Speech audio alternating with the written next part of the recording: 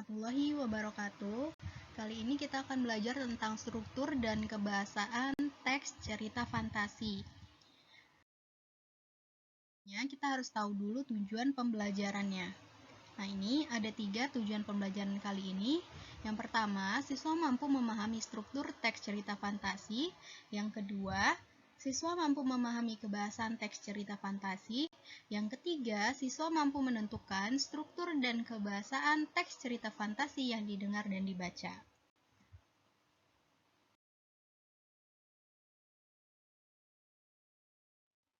Yang pertama, struktur teks cerita fantasi. Struktur teks cerita fantasi itu ada 3. Ada orientasi, ada komplikasi, dan ada resolusi. Nah, rangkaian peristiwa dalam cerita fantasi digerakkan dengan hukum sebab akibat. Cerita fantasi berkembang dari tahap pengenalan, yaitu seperti apa, siapa, di mana, kejadian itu terjadi atau 5W1 hanya, kemudian timbulnya pertentangan dan penyelesaian cerita. Oke, kita bahas satu persatu. Yang pertama, orientasi. Orientasi ini mengenalkan latar, tokoh, dan kisah, baik dari segi waktu, tempat, maupun peristiwa. Nah, orientasi juga biasa digunakan untuk menata berbagai adegan dan menjelaskan hubungan antar tokoh. Nah, jadi orientasi ini berisi tentang pengenalan tokoh ya, baik itu berupa latar atau waktunya. Kemudian yang kedua, komplikasi. Komplikasi ini merupakan bagian di mana konflik mulai muncul. Nah, ini adalah inti dari cerita fantasi. Nah, konflik ini adalah pertentangan atau kesukaran bagi tokoh utama. Komplikasi menjelaskan bagaimana sebab akibat konflik yang terjadi antar tokoh.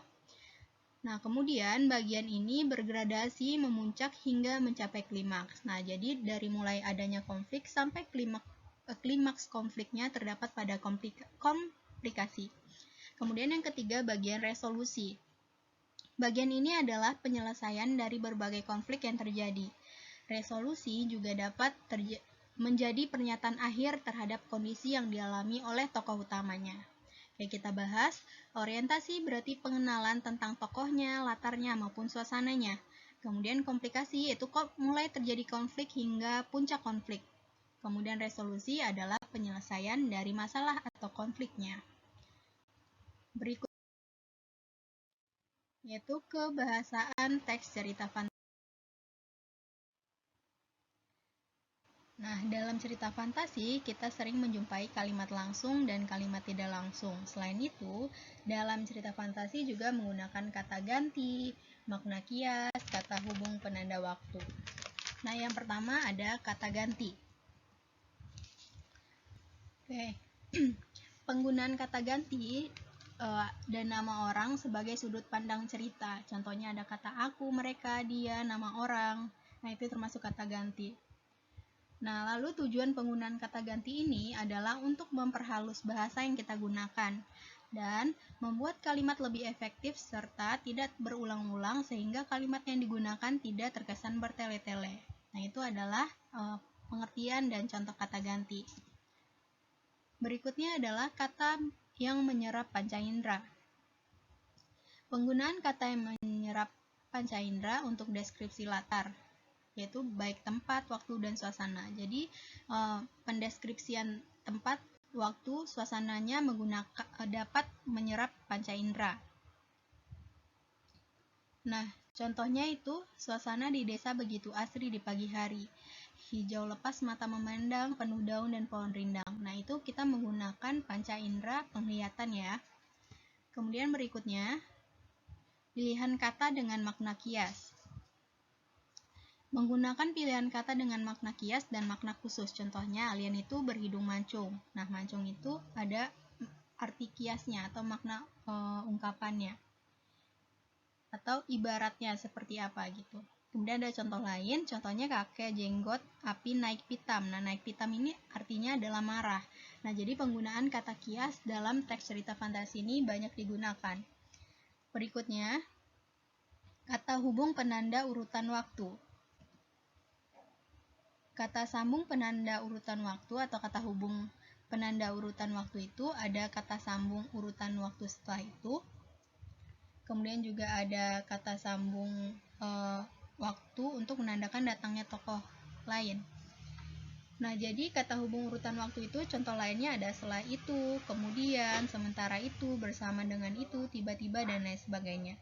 Kemudian tadi penggunaan kata hubung urutan waktu ini untuk menandakan juga datangnya tokoh lain, baik itu latar, suasana, dan lain sebagainya. Nah, ini adalah kata hubung penanda waktu. Jadi kata hubungnya menunjukkan waktu ya. Berikutnya, kata atau ungkapan keterkejutan. Penggunaan kata atau ungkapan keterkejutan ini berfungsi untuk menggerakkan cerita atau memulai masalah. Contohnya, tanpa diduga cermin itu jatuh dan pecah. Dari pecahan cermin itu muncul makhluk-makhluk yang muncul yang mengerikan. Nah, misalnya contoh tanpa diduga itu adalah kata-kata yang menunjukkan ungkapan keterkejutan. Berikutnya, kalimat langsung. Penggunaan dialog atau kalimat langsung dalam cerita, contohnya, ada tanda kutip, raksasa itu mengejar kita. Nah, contohnya seperti itu, teriak, fona, kalang kabut. Jadi, menggunakan dialog yang secara langsung. Itu adalah contoh kalimat langsung. Jadi, diucapkan secara langsung oleh tokoh dalam cerita tersebut. Nah, itu tadi materi kita tentang strukturnya, ada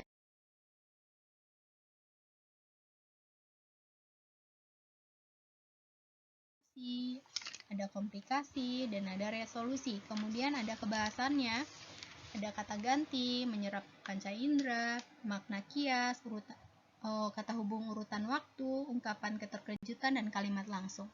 Jika ada yang kurang paham, silahkan ditanyakan.